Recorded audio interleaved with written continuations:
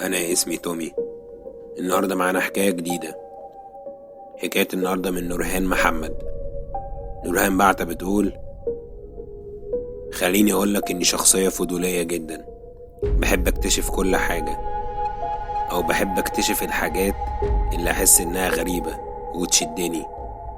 أنا عندي 25 سنة، بحب صحابي جدا وبعتبرهم كل حاجة في حياتي، ودايما إحنا بنبقى مع بعض متفقين إن كل يوم خميس بنفضي نفسنا وبنقعد نرغي ونضحك ونهزر. الموضوع ده كان ماشي طبيعي ومفهوش حاجة، لحد ما جه يوم وسارة صاحبتنا ما جاتش. خليني أقولك حاجة في الأول، إحنا 4 بنات: سارة وهدير وشيماء وأنا. استغربنا إن سارة ما جاتش في يوم الخميس ده، بس قلنا ممكن يكون حصل حاجة خلتها ما تقدرش تيجي، رغم إننا دايما كنا بنلغي أي حاجة ورانا في اليوم ده. عدينا الحوار ومركزناش فيه بشكل كبير، وقضينا الليلة أنا وشيماء وهدير بس.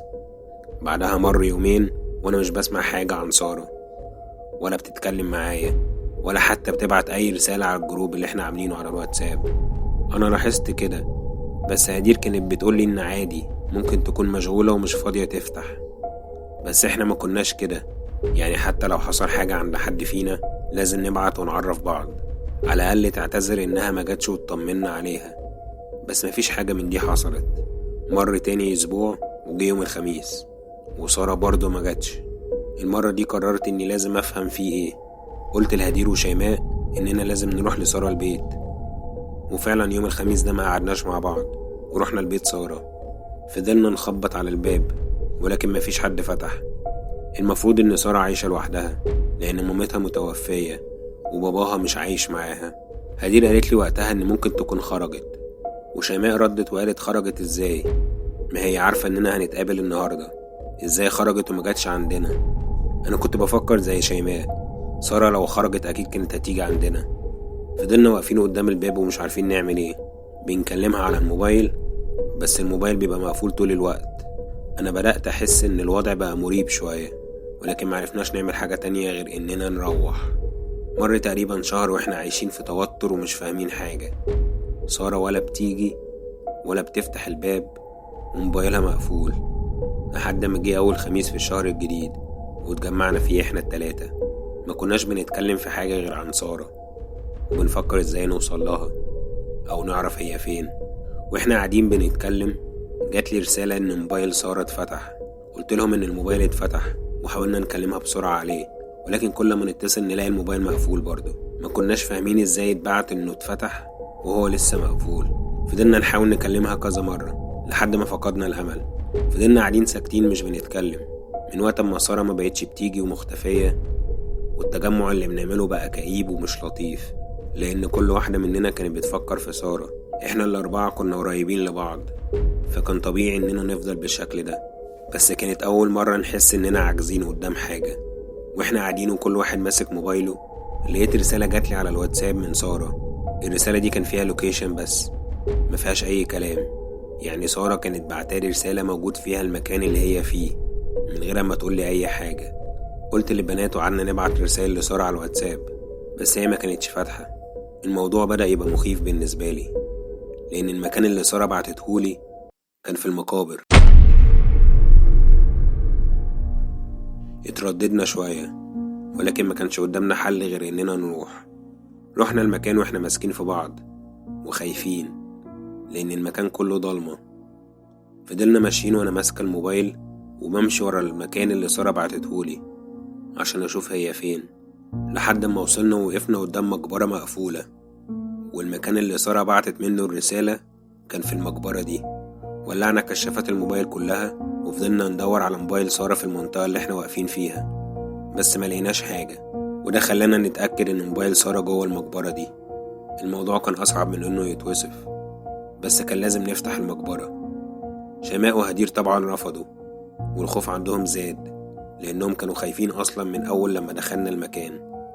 لكن أنا ما كانش عندي استعداد أمشي غير لما أعرف إيه اللي بيحصل. رحت للغفير بتاع المقابر وطلبت منه إن يفتح المقبرة دي، بس هو رفض في الأول وقال لي مش هينفع. فضلت أتكلم معاه وأنا مصممة إن المقبرة تتفتح. بعد عنده خناق طويل الغفير وافق إننا نفتح المقبرة. أول لما فتحناها لقينا ريحة غريبة طلعت منها، كانت تقريبا ريحة حيوان ميت. هدير وشيماء خافوا ينزلوا معايا، بس أنا نزلت مع الغفير وكان مولع بالكشاف بتاعه لحد ما نزلنا تحت. وفعلا أول لما نزلت لقيت موبايل سارة في المقبرة، أخدته وفتحته بسرعة، لكن قررت إني هطلع من المكان ده الأول. بس قبل ما أطلع حاولت أدور على مصدر ريحة الحيوان الميت اللي أنا شميتها في الأول، ولكني ملقتش حاجة. طلعت وقلت للبنات إني لقيت موبايل سارة. الغفير قفل المقبرة وقال لنا امشوا دلوقتي، لأن لو الوقت مر عليكم أكتر من كده في المكان ده الوضع مش هيبقى كويس. استغربت شوية من كلامه، حسيته إنه بيقول كلام أفلام، مش عارفة الحقيقة هو فعلا في حاجات غريبة بتحصل في المقابر بالليل ولا لأ. قررنا أنا والبنات إننا نمشي، وأنا بفكر في اللي حصل. إيه اللي جاب موبايل سارة جوه المقبرة؟ في حاجة غريبة أنا مش فاهماها. كنت متأكدة إن الموضوع كده مبقاش كويس ومحتاج إني أفهمه أكتر، لأنه لحد وقتها كان الموضوع مجهول بالنسبة لي. بس زي ما قلتلك في الأول إن شخصيتي فضولية، وكمان دي كانت صاحبتي، فاللي هو خلاص أنا لازم أفهم فيه إيه. كل الكلام ده كان بيدور في عقلي وإحنا ماشيين أنا والبنات وخارجين من المقابر. لكن هدير وشيماء وقفوني وأنا ماشية وهما بيبصوا قدامهم، ولما بصيت على اللي هما بيبصوا عليه لقينا حد واقع على الأرض. جرينا عليه بسرعة واتفاجئنا إنها سارة.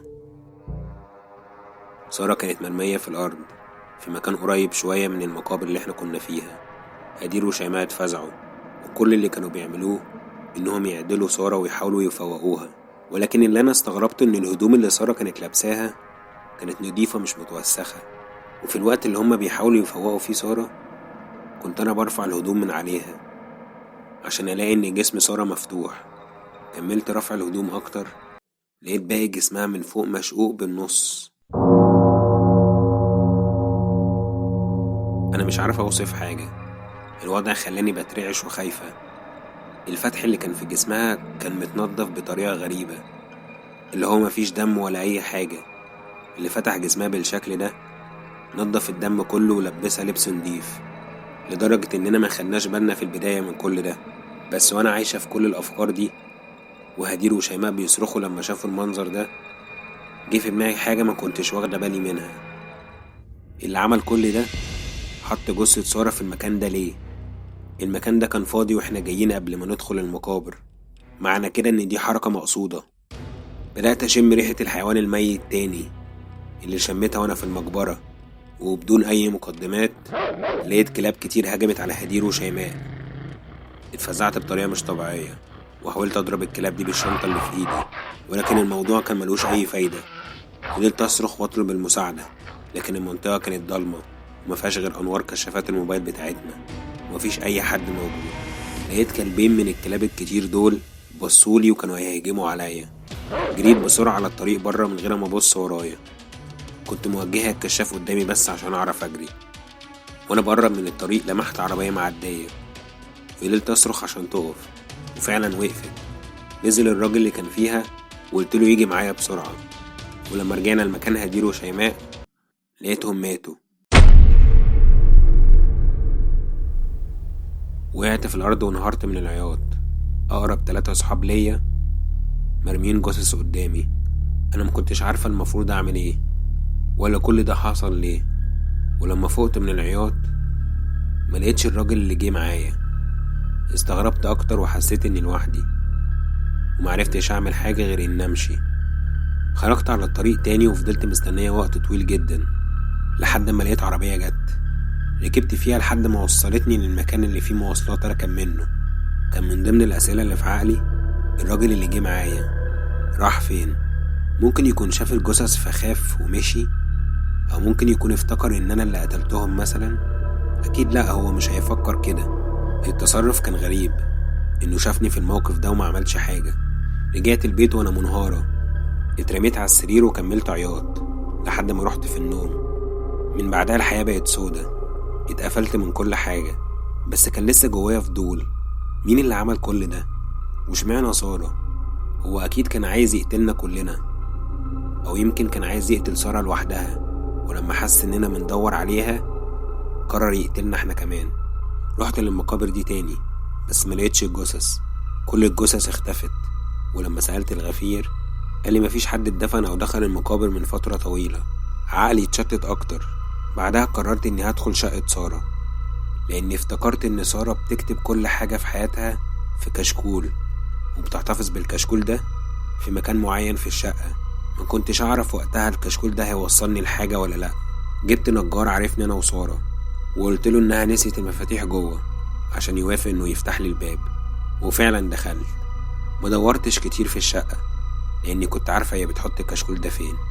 جبت الكشكول وفضلت أدور فيه على أي كلام يوصلني لأي حاجة، ولكن آخر كلام ليها كان طبيعي مفهوش حاجة غريبة.